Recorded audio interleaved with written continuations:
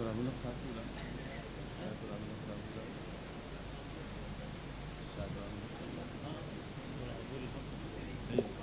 اور ابلغ صاحب بلائیں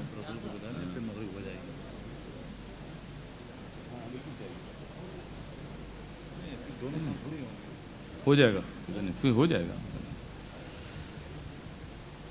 سامعین کرام و حاضرین کرام، اس وقت ایک عجیب کیف کا عالم تھا۔ مولانا کوثر نیازی تقریر کر رہے تھے اور ہم اعلیٰ حضرت کی بارگاہ میں پہنچ رہے تھے، اور جس طرح سے وہ ان کے ایک ایک خصوصیات اور ان کی ایک ایک واقعات کو بیان کر رہے تھے، تو ہم اس ایسے دور میں پہنچ گئے تھے جہاں ہم بالمشافہ اعلیٰ حضرت سے گفتگو کر رہے تھے اور ان کے چہرہ زیبا کی زیارت کر رہے تھے۔ اللہ تعالیٰ ان کو جزائے خیر دے۔ بہت اچھی تقریر کی اور بڑی عالمانہ اور بڑے دلائل اور تاریخی دلائل کے ساتھ اعلیٰ حضرت کی قداور شخصیت کا نقشہ پیش کیا ہے۔ اس وقت میں ہمارے پاکستان کے مشہور خطیب اور قابل صد احترام حضرت مولانا علامہ تراب الحق قادری صاحب ہمارے یہاں تشریف رکھتے ہیں۔ میں ان سے درخواست کروں گا کہ وہ تشریف لائیں اور اپنے خطاب سے نوازیں۔ ہو گیا؟ 10 منٹ باقی ہیں حضرت۔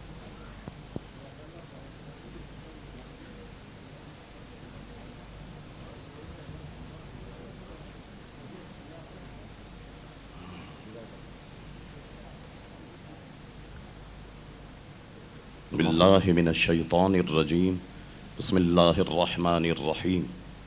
الا ان اولیاء اللہ لا خوف علیہم ولا هم یحزنون، صدق اللہ مولانا العظیم وصدق رسولہ النبی الکریم۔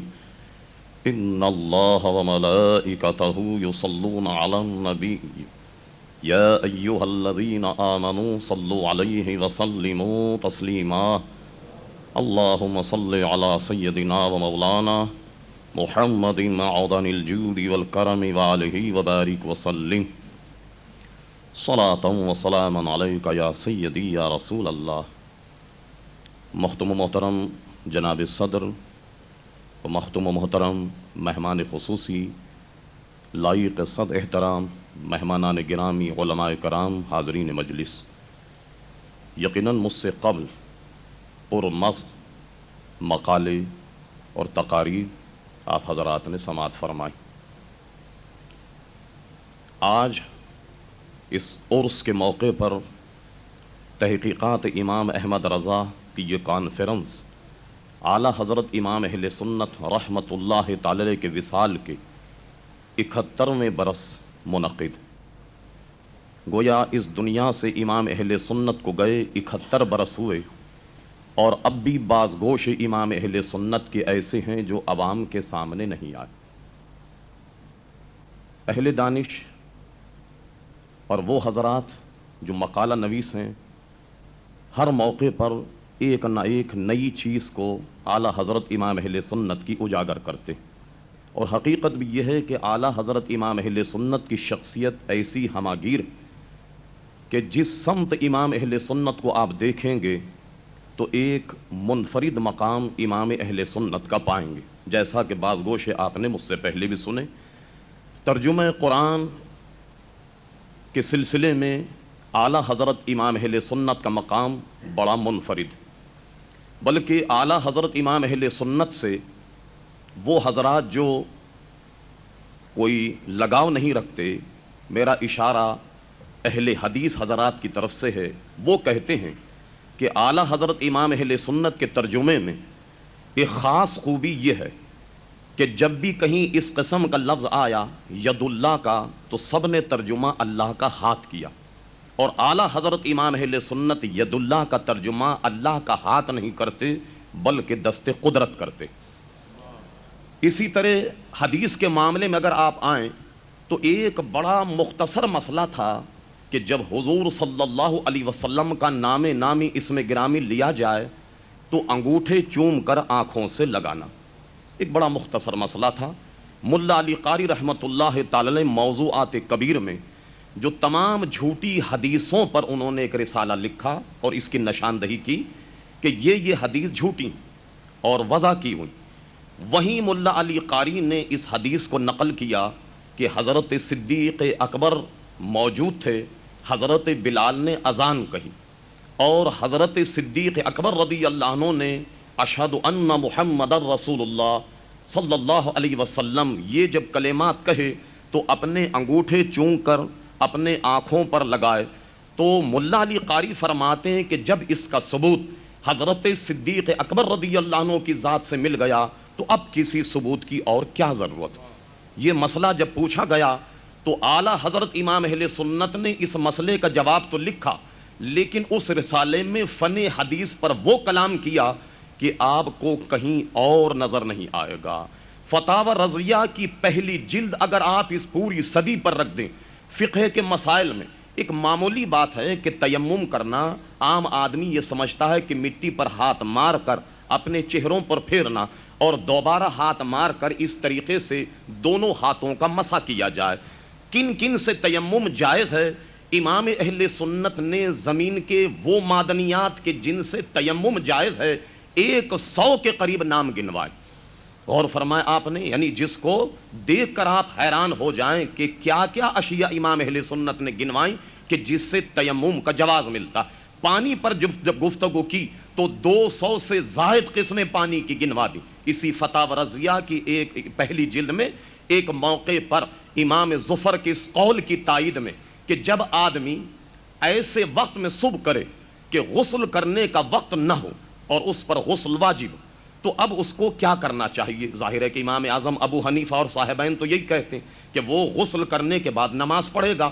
امام ظفر کے قول کو اپناتے ہوئے امام اہل سنت کہتے ہیں کہ وہ غسل کا تیمم کرے اور اس کے بعد نماز پڑھے، پھر غسل کرے اور صحیح مذہب پر اپنی نماز کو لوٹائے. اس سلسلے میں کہ پانی کے ہوتے ہوئے کہاں کہاں تیمم جائز ہے 230 قسمیں بیان فرمائی ہیں. اور فرمایا آپ نے مسئلہ صرف یہ ہے کہ بم اولیاء نماز جنازہ پڑھ لی گئی، اب اس کی تکرار کیسی؟ عموماً مفتیان کرام یہی کہتے ہیں ٹھیک ہے ناجائز. اعلیٰ حضرت امام اہل سنت نے جب دلائل کے انبار لگائے تو 300 سے زائد حوالے اس پر دے دیے کہ بم اولیاء اگر نماز جنازہ پڑھ لی گئی تو اب اس کی تکرار ناجائز. اس سے آپ اندازہ لگائیے. اور میں تو کہتا ہوں فتاوی رضویہ جہاں سے شروع ہوتی، فقہی کتابیں ہمارے یہاں جو بڑی مشہور ہیں فقہ حنفی پر 90، ان 90 کتابوں کے نام اس فتاوی رضویہ کی پہلی جلد میں ایسے موتیوں کی طرح جڑے کہ وہ ایک خطبہ بھی بن گیا. اور پوری فقہ کی 90 کتابوں کے نام اس ترتیب سے گنوائے کہ میں سمجھتا ہوں کوئی شخص جو عربی نہ ہو اس کو اگر پڑھے تو عربی ادب سے وہ ایسا عربی ادب کا مرقع اور مسجع ہے کہ شاید آپ کو کسی فتاوی کی کتاب کے خطبے میں وہ چیز نظر نہیں آئے گی جو اعلیٰ حضرت امام اہل سنت کے خطبے میں آپ ملاحظہ فرمائیں. عزیزان محترم، جیسا کہ مجھ سے قبل بھی کہا گیا، یہ ساری باتیں اپنی جگہ لیکن اپنا پرایا سب اس کا بات کے یہ معترف ہیں کہ اعلیٰ حضرت امام اہل سنت ایک سچے عاشق رسول تھے. ان کی استقامت کا عالم یہ کہ وہ خود کہتے ہیں کہ میرے سینے کو چیرا جائے اور دل کو نکالا جائے، جب اس کے 2 ٹکڑے کرو گے تو ایک پر لا الہ الا اللہ ہو اور دوسرے پر محمد رسول اللہ صلی اللہ تعالی علیہ وسلم لکھا پاؤ. انہوں نے جہاں اور وصیتیں فرمائیں، ایک وصیت یہ بھی تھی کہ میری قبر کو قد آدم کھودا جائے، اس لیے کہ میں نے حدیثوں میں پڑھا کہ جب فرشتے آئیں گے وہ کہیں گے من ربوں کا، صاحب قبر کہے گا کہ ربی اللہ. پوچھا جائے گا ماں دینوں کا، تیرا دین کیا ہے؟ وہ کہے گا دین الاسلام. اور فرمایا گیا کہ تیسرا سوال جناب نبی کریم صلی اللہ تعالی علیہ وسلم کا جمال سامنے ہوگا اور اس سے کہا جائے گا بتا ان کے بارے میں تو کیا کہتا. اور امام احمد رضا اسی کے لیے کہتے ہیں کہ آنکھ عطا کیجئے اس میں ضیاء دیجئے، اس لیے کہ جلوہ قریب آ گیا تم پہ کروڑوں درود. تو فرماتے میری وہاں بھی خواہش یہی ہوگی کہ میں وہاں بھی قبر میں بھی کھڑے ہو کر یہ کہوں کہ مصطفیٰ جان رحمت پہ لاکھوں سلام. وہ حشر کے لیے کہتے ہیں وہ میدان قیامت کے لیے اور حشر کے لیے کہتے ہیں کہ صبا وہ چلے کہ باغ پھلے وہ پھول کھلے کہ دن ہوں بھلے لوا کے تلے ثنا میں کھلے رضا کی زبان تمہارے لیے. کہتے کل قیامت میں آسا ان یبعثک ربک مقام محمودا کہ جب حضور صلی اللہ علیہ وسلم کو مقام محمود عطا ہوگا لواء الحمد اللہ کی تعریف اور توصیف کا جھنڈا جناب نبی کریم صلی اللہ علیہ وسلم کے ہاتھ میں ہو تو کہتے ہیں صبا وہ چلے کہ باغ پھلے وہ پھول کھلے کہ دن ہوں بھلے لوا کے تلے ثنا میں کھلے رضا کی زبان تمہارے لیے. وہاں بھی میں آپ کی تعریف اور توصیف کرتا رہوں. عزیزان محترم اس سے اندازہ لگائیے کہ اعلیٰ حضرت امام اہل سنت کے دل میں عشق مصطفیٰ کوٹ کوٹ کر بھرا ہوا تھا. اگر آپ شاعری کے طور پر لیں, مجھ سے قبل ہمارے محترم کوثر نیازی صاحب مجھ سے قبل یہ فرما چکے کہ اس پورے صدی پر صرف اعلیٰ حضرت کے سلام کو رکھ دیا جائے تو وہ اس پر بھاری ہوگا. یقیناً اعلیٰ حضرت امام اہل سنت کی شاعری کی اتنی تشہیر نہیں ہوئی, لیکن حقیقت یہ ہے کہ اس میں بھی اعلیٰ حضرت امام اہل سنت ایک منفرد شخصیت ہیں. اور عموماً لوگ اپنے کلام کی تصحیح کے لیے آیا کرتے, اور کبھی کبھی تو ایسا ہوا کہ اعلیٰ حضرت کی خدمت میں آن کر کسی نے کہا کہ میں آپ کو اپنا قصیدہ معراجیہ سنانا چاہتا ہوں. فرمایا ہم عصر کے بعد پھانٹک میں بیٹھتے وہاں آ جانا. انہیں مدعو کیا اور خود قصیدہ معراجیہ تحریر فرمایا. ہمارے محترم پروفیسر نظام الدین بیگ جام نے اس پر بہت شاندار مقالہ لکھا, یعنی قصیدے معراجیہ پر, اور جتنے قلمی قصائد تھے ان کو سامنے رکھ کر یہ فیصلہ دیا کہ آج تک جتنے قصیدے معراجیہ لکھے گئے اعلیٰ حضرت امام اہل سنت کا قصیدہ اس میں منفرد. تو جب وہ آئے امام اہل سنت نے اپنا قصیدہ تیار کر لیا, وہ سنانے لگے تو فرمایا ذرا ہمارا سنا جائے. تو امام اہل سنت نے اپنے قصیدے کے چند ہی شعر سنائے کہ ان کو پھر اپنا قصیدہ سنانے کی ہمت نہیں ہوئی. ایک صاحب آئے تو کہنے لگے, انہوں نے یہ مصرع کہا کہ کب ہیں درخت حضرت والا کے سامنے کہ مجنو کھڑے ہیں خیمہ لیلا کے سامنے.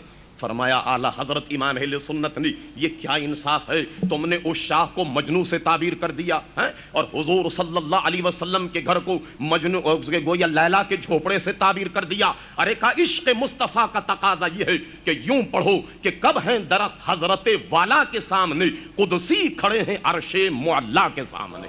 یہ گھرا اعلیٰ حضرت امام اہل سنت لگائی. عزیزان محترم شاعرانہ مزاج آپ جانتے ہیں, شاعر جب شعر کہتا ہے پرانے زمانے کے شعراء عربی ادب کا آپ ملاحظہ فرمائیے یقیناً بڑے چابک دست ہوا کرتے تھے, بڑے ہوشیار ہوا کرتے تھے. مثال کے طور پر کہتے ہیں کہ ایک مرتبہ ہارون رشید جب بیٹھے, ایک شخص ابو نواز شاعر ان کی شان میں قصیدہ سنانے کی غرض سے آیا. تو ہارون رشید اپنی ایک لونڈی جس کا رنگ بڑا سیاہ اور کالا اس کے گلے میں ہار ڈال رہے تھے, اور ان شاعر کی طرف وہ متوجہ نہ ہوئے. تو شاعروں کا مزاج تو آپ جانتے ہیں کیا ہوتا. اس نے کیا کیا, نکلتے وقت ہارون رشید کی دیوار پر باہر یہ شعر لکھ دیا. کہتا ہے لقد ضاع شعری علی بابکم کما ضاع عقد علی خالصہ, میرے اشعار تیرے دروازے پر آن کر ایسے ضائع ہو گئے کہ جیسا یہ قیمتی ہار یہ کالی کلوٹی لونڈی کے گلے میں ڈلنے کے بعد ضائع ہو گئے.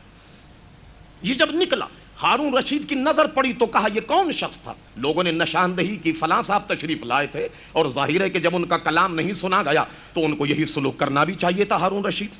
جب وہ واپس انہیں بلایا گیا تو اس نے اس دیوار پر ہاتھ رکھ کر بڑے ہوشیاری سے سپاہیوں سے پوچھا کہ مجھے کیوں یاد کیا ہارون رشید نے, کیا کہنا چاہتے تھے, اور مصرے سے لقد ضاع عین کا دائرہ کھرچ دیا اور اس کو حمزہ بنا دیا.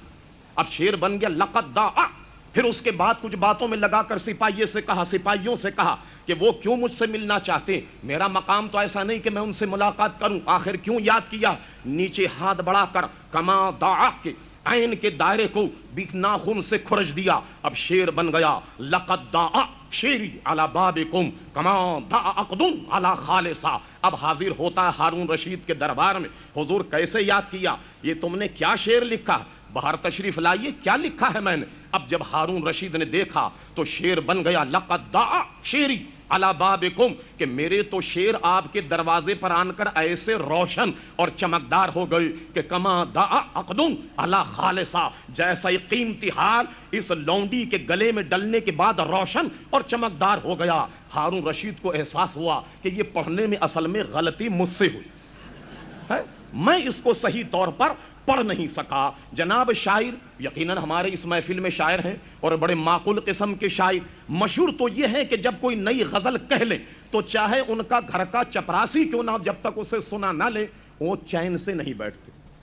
سنائیں گے صاحب اس کو۔ اس لیے کوئی مصروف آدمی شاعروں سے کتراتا، گھبراتا کہیں ایسا نہ ہو کہ کوئی نئی غزل یہ اپنی سنا لے۔ کہتے ہیں مولانا جامی رحمت اللہ علیہ کی خدمت میں ایک شاعر آئے اپنا دیوان لے کر اور کہنے لگے مولانا میں نے یہ دیوان لکھا۔ اب وہ شروع ہو گئے، مولانا جامی مروت میں کچھ نہ کہہ سکے اور وہ ہیں کہ شعر پہ شعر کہے جا رہے ہیں، اور اس کے بعد مولانا نے دل رکھنے کے لیے کہا سبحان اللہ ماشاءاللہ بہت کچھ لکھا۔ اب وہ کچھ اور زیادہ پھیل گئے، کہنے لگے مولانا جامی سے کہ حضرت میں عمرہ کرنے گیا اور میں نے اپنے اس دیوان کو بیت اللہ شریف کے کپڑے میں بھی میں نے اس کو لپیٹا اور خانہ کعبے کے پتھر پر بھی اس کو گھسا اور مقام ابراہیم پر جا کر اس کے بھی گرد اس کو گھمایا اور اس سے بھی برکت حاصل کی۔ جب وہ یہ ساری باتیں بیان کرنے لگا تو مولانا جامی ذرا سا جھنجلا گئے، کہنے لگے بھائی واقعی آپ نے اسے حجر اسود سے بھی لگایا، کعبہ شریف کے پتھر سے بھی آپ نے لگایا، غلاف کعبے میں بھی آپ نے اسے لپیٹا، مقام ابراہیم پر اس کے گرد بھی اسے گھمایا، تو بندے خدا آب زمزم میں بھی ذرا ڈبا دیا ہوتا، کم سے کم یہ برکت بھی حاصل کر لی ہوتی کہ آب زمزمی سے تھوڑا سا تم ڈبو دیتے تاکہ کچھ ہمارا وقت تو بچ جاتا۔ جب یہ ساری برکتیں تم نے حاصل کر لی تو یہ کام تم نے نہ جانے کیسے چھوڑ دیا۔ آج عزیزان محترم، لیکن اب امام اہل سنت کی بارگاہ میں آئیں گے، پورا دیوان پڑھ کر آپ دیکھ لیں آپ کو کوئی لغو شعر نہیں ملے، یا تو قرآن کی کسی آیت کا ترجمہ ہوگا، حضور صلی اللہ علیہ وسلم کی کسی حدیث کا ترجمہ، یا حضور صلی اللہ علیہ وسلم کی تعریف اور توصیف میں۔ اور امام اہل سنت نے تو اپنے کلام میں بسا اوقات وہ کمال دکھایا، کہتے ہیں خوف ہے سما خراشی سگے طیبہ کا۔ اب دیکھیے سگے طیبہ پر لوگوں نے کیا کچھ نہیں کہا، مگر امام اہل سنت نے ایک بڑی منفرد بات کہی، کہتے ہیں خوف ہے سما خراشی سگے طیبہ کا، ورنہ کیا یاد نہیں نالے افغاں ہم کو۔ کہتے ہم شور مدینے میں اس لیے نہیں منا رہے، اس لیے زور سے نہیں پکارتے کہ مدینے منورہ کے کتوں کی نیند خراب ہو جائے گی۔ ایک جگہ کہتے ہیں پارے دل بھی نہ نکلا دل سے تحفے میں رضا، پارے دل بھی نہ نکلا دل سے تحفے میں رضا، ان سگان کو سے اتنی جان پیاری واہ ہوا۔ ارے رضا جب مدینے میں گئے تو اپنے دل سے کوئی دل کا ٹکڑا نکال کر سگے مدینہ کو بھی نہیں ڈالا تم نے، ارے ان سگان کو سے اتنی جان پیاری واہ ہوا، یعنی تم نے مدینے منورہ کے کتوں سے اپنی جان کو اتنا عزیز کیا۔ دیکھیے سگان کو کا ذکر کس نے نہیں کیا ہوگا، لیکن اعلی حضرت امام اہل سنت آپ کو اس میں منفرد نظر آئیں گے، اور کہتے ہیں کہ ان کی حرم کے خار کشیدہ ہیں کس لیے؟ بھئی حرم کے خاروں پر کس نے کیا کچھ نہیں کہا ہوگا، مدینہ منورہ کے کانٹے اور جناب اس کی تعریف اور توصیف میں عجیب عجیب رنگ اور عجیب عجیب بات کہی، لیکن وہ کیا کہتے ہیں ان کی حرم کے خار کشیدہ ہیں کس لیے؟ آنکھوں میں آئیں سر میں رہیں دل میں گھر کریں۔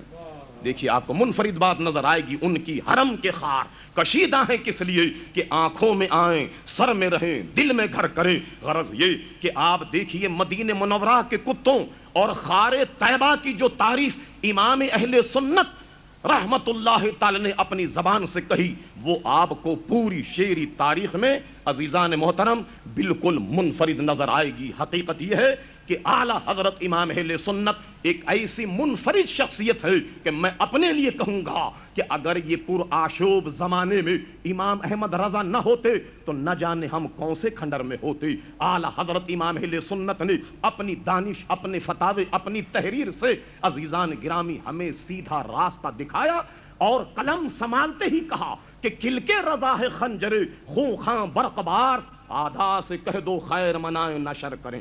یہ مانا کہ کہتے ہیں کہ ان کی تحریم تشدد ہے، مگر ایک مرتبہ اس کا ذکر صدر الافاضل بدر المماثل مفتی نعیم الدین مراد آبادی رحمت اللہ علیہ نے کیا کہ حضور آپ کی قلم میں بڑی شدت ہے، آپ کچھ نرمی اختیار کریں تاکہ وہ لوگ جو آپ سے محبت نہیں رکھتے وہ آپ کی تحریر پڑھیں۔ امام اہل سنت کا مسلک سنیے کیا، امام اہل سنت کہتے ہیں نعیم الدین میری خواہش تو یہ تھی کہ میرے ہاتھ میں ہوتی تلوار اور دشمنان مصطفیٰ کی ہوتی گردنیں، مگر اس پر اختیار نہیں، اللہ نے مجھے قلم عطا فرمایا ہے، میں قلم سے ان کی گردن قلم کرتا ہوں۔ اور سنو فلسفہ یہ ہے کہ جب ان کے ہاتھ میں میری کتابیں جاتی ہیں تو جب یہ میری کتابوں کو پڑھتے ہیں تو جب یہ مجھے گالیاں دیتے ہیں یا مجھے برا بھلا کہتے ہیں تو کم سے کم اتنی دیر ان کی گالیوں سے مصطفیٰ کی ذات تو بچ جاتی ہے۔ اور فرمایا سنو میرا مسلک یہ ہے کہ ہر اعلیٰ چیز ادنا پر قربان ہو جاتی ہے، پیسہ جسم پر، جسم جان پر، جان آبرو پر قربان ہو جاتی ہے۔ اگر آپ کا بدن بیمار ہو جائے تو آپ پیسے خرچ کرتے ہیں، ورنہ پیسہ کسی کی جیب سے نکلتا نہیں نکلتا۔ بیمار ہو گئے، پیسہ بہت عزیز مگر جان سے عزیز نہیں، آپ جان پر قربان کرتے ہیں اور جسم پر قربان کرتے ہیں۔ جان پر کوئی بات آ جائے تو جسم کا کوئی حصہ بھی آپ اس پر قربان کرنے کے لیے تیار ہو جائیں، عزت آبرو پر بن جائے تو آپ اپنی جان کی بازی بھی لگا دیتے ہیں۔ امام احمد رضا کہتے ہیں پیسہ جسم پر، جسم جان، جان آبرو پر، مگر مصطفیٰ کی ذات ایسی کہ ان پر عزت اور آبرو بھی احمد رضا کی قربان ہے۔ یہ مسلک امام اہل سنت رحمت اللہ تعالی کا تھا۔ عزیزان گرامی حقیقت تو یہ ہے کہ اعلیٰ حضرت امام اہل سنت نعت کہتے ہوئے انتہا کو پہنچ گئے تو کہتے ہیں عزیزان گرامی کہ سرور کہوں کہ مالکو مولا کہوں تجھے، باغ خلیل کا گل زیبا کہوں تجھے، تیرے تو وصف عیب تناہی سے ہیں بری، حیران ہوں میرے شاہ میں کیا کیا کہوں تجھے، لیکن رضا نے ختم سخن اس پہ کر دیا کہ خالق کا بندہ خلق کا آقا کہوں تجھے۔ اور حقیقت یہ ہے کہ اس زمانے میں علماء تو ہیں لیکن امام احمد رضا کوئی نہیں ہے۔ لگتا یہ ہے کہ بالکل یہ عالم سونا ہے، اور وہ خود کہتے ہیں کہ کیوں رضا آج گلی سونی ہے، ارے اٹھ میرے دھوم مچانے والے۔